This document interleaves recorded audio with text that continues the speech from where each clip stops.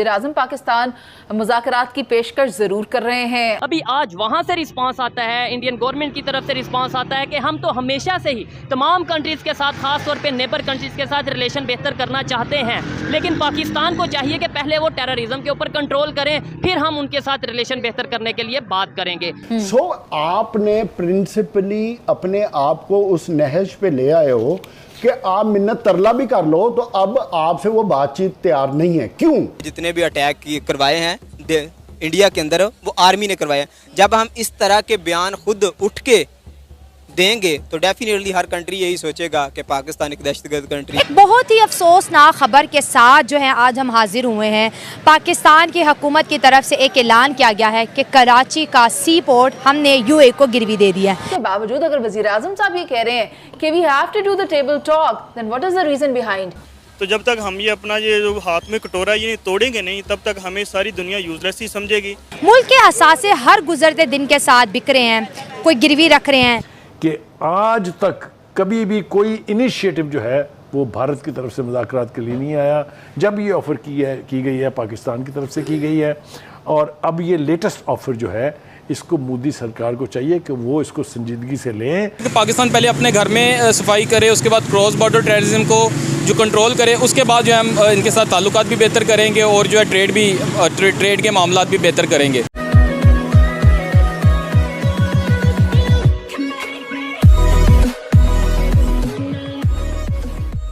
नमस्कार दोस्तों। अब पिछले दिनों पाकिस्तान का जो प्रधानमंत्री है उसने एक स्टेटमेंट दिया था। आप कह सकते हो कि ऑलमोस्ट वो सब रो चुके थे स्टेटमेंट देते देते, और उनका कहना ये था कि हमारा जो पड़ोसी हम उनसे बात करना चाहते हैं वगैरह वगैरह, इस टाइप की बातें। इन शॉर्ट रिलेशन सुधारने की बात हो रही थी। अब ये कोई रॉकेट साइंस है नहीं कि पूरी दुनिया जानती है कि अगर पाकिस्तान इंडिया के साथ अगर आज ट्रेड शुरू कर देता है तो उसके बल्ले बल्ले होने वाला है। उसकी महंगाई, उसकी बेरोजगारी, वहाँ की सिचुएशन ठीक हो सकती है, लेकिन वो नहीं कर, मतलब वो इमरान खान जो एक चीज़ सेट करके गया था तो वही चल रही है। अब पिछले दिनों ये जो भाई साहब का एक स्टेटमेंट आया था, लेकिन पाकिस्तानी मीडिया में डिस्कस ये हो रहा है कि अब इंडिया नहीं मानने वाला। अब कुछ भी मतलब किसी भी टाइप से भीख मांग लो वो नहीं मानेगा, क्योंकि इंडिया की पहले से स्ट्रेटेजी थी कि भाई talk and terror can not go together. लेकिन मोदी जी ने फिर से रिस्क लिया, अपने वो सेरेमनी में नवाज शरीफ को बुलाया, खुद भी चले गए पाकिस्तान, लेकिन फिर भी इंडिया को जो बैक स्टैबिंग मिली, जैसे कारगिल के समय मिली थी कि एक समय अटल बिहारी वाजपेयी जी अमृतसर से लाहौर की बस यात्रा शुरू कर रहे थे। परवेज मुशर्रफ उसी समय वहाँ पर भी था, लेकिन उसी ने ही पूरा षड्यंत्र कारगिल वाला किया था। तो यहाँ पर भी यही बात हो रही है। इसी के साथ ही वीडियो शुरू करते हैं कि आज तक कभी भी कोई इनिशिएटिव जो है वो भारत की तरफ से मुज़ाकरात के लिए नहीं आया। जब ये ऑफ़र की गई है पाकिस्तान की तरफ से की गई है, और अब ये लेटेस्ट ऑफ़र जो है इसको मोदी सरकार को चाहिए कि वो इसको संजीदगी से लें, लेकिन ऐसा नहीं होगा तो मुझे तो रत्ती भर कोई उम्मीद नज़र नहीं आती कि इसके ऊपर भारत की तरफ से आमादगी मिलेगी।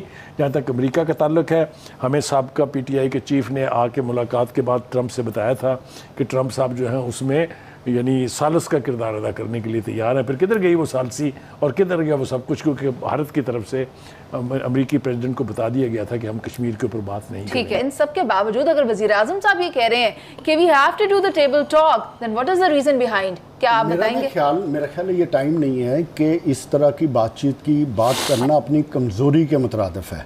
पाकिस्तान और पाकिस्तान की रियासत का एक प्रिंसिपल स्टैंड था कि जब तक आर्टिकल 35A और 370 ख़त्म नहीं हो जाता उस वक़्त तक हम बातचीत नहीं करेंगे। ये हमारा प्रिंसिपल स्टैंड था। आज मेरे मोहतरम किबला प्राइम मिनिस्टर साहब ने अचानक ये बात कर दी, और कोई नई बात भी नहीं है। नई बात होती तो शायद मैं समझता कि शायद बैकडोर डिप्लोमेसी में कोई नई चीज़ हो रही है। इससे पहले पिछले 20 साल में, और बल्कि उससे भी पहले, बैकडोर डिप्लोमेसी चलती रहती है। हमेशा प्राइम मिनिस्टर उस वक्त सामने आते हैं जब कहीं ना कहीं रास्ता निकल रहा होता है।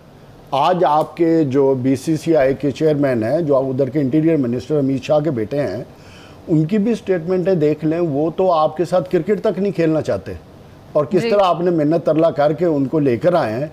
और ये भी आप बात तय हो गई कि आप इंडिया में खेलेंगे। हमारी तरफ से जवाब है, हम तो न्यूट्रल ग्राउंड में, और आप एशिया कप के होस्ट कर रहे हैं और आपको 2 या 4 मैच मिले। सो आपने प्रिंसिपली अपने आप को उस नहज पे ले आए हो कि आप मिन्नत तरला भी कर लो, तो अब आपसे वो बातचीत तैयार नहीं है। क्यों? कि आप अपने अंदरूनी हालात तो देखो।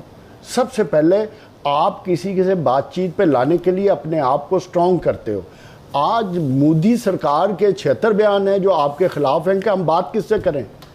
वो बात करते हैं जी कि पाकिस्तान के जो हालात हैं उस पर हमें कुछ करने की ज़रूरत नहीं है, ये खुद ही अपने साथ दुश्मनी कर रहे हैं। तो मुझे बताओ, ऐसी सिचुएशन में ऐसे बयान दे के हम अपनी कमज़ोरी और अपने आप को एक्सपोज कर रहे हैं।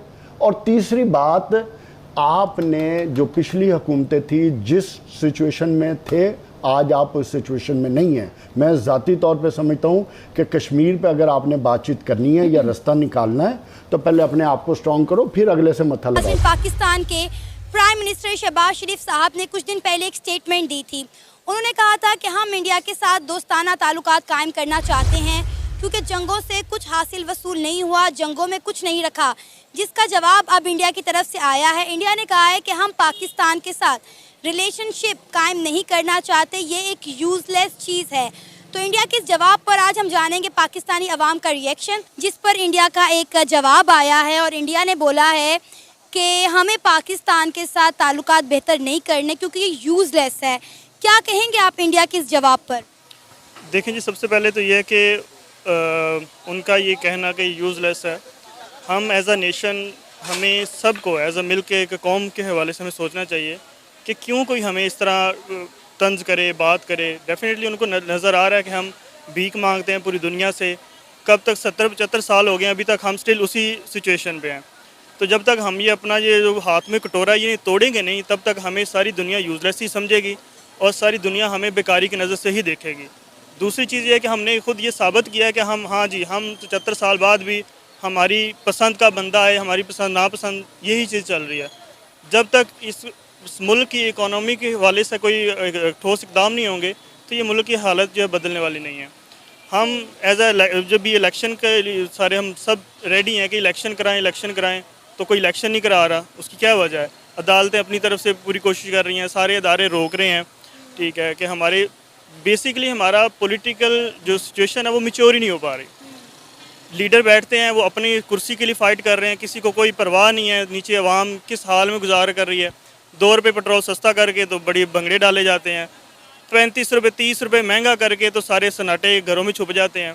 ठीक है, तो ये सारी चीज़ें जब तक आवाम का कोई सोचेगा नहीं तो किस तरह कोई हमें इज्जत देगा, किस तरह हमें कोई उस नज़र से देखेगा। हमारी अपनी खुद की कोई वैल्यू नहीं है। क्योंकि सर, हम जब भी किसी मुल्क के साथ ताल्लुकात बेहतर करने की या उस मुल्क को विजिट करने की बात करते हैं तो अगला बंदा डर जाता है कि कहीं मांगने तो नहीं आ गए, क्योंकि हम इनको पता है कि पाकिस्तान के सियासतदानों ने अपने मुल्क के लिए कुछ नहीं करना सवाए मांगने के। हम जहाँ जाते हैं वहाँ जाके मांगना शुरू कर देते हैं।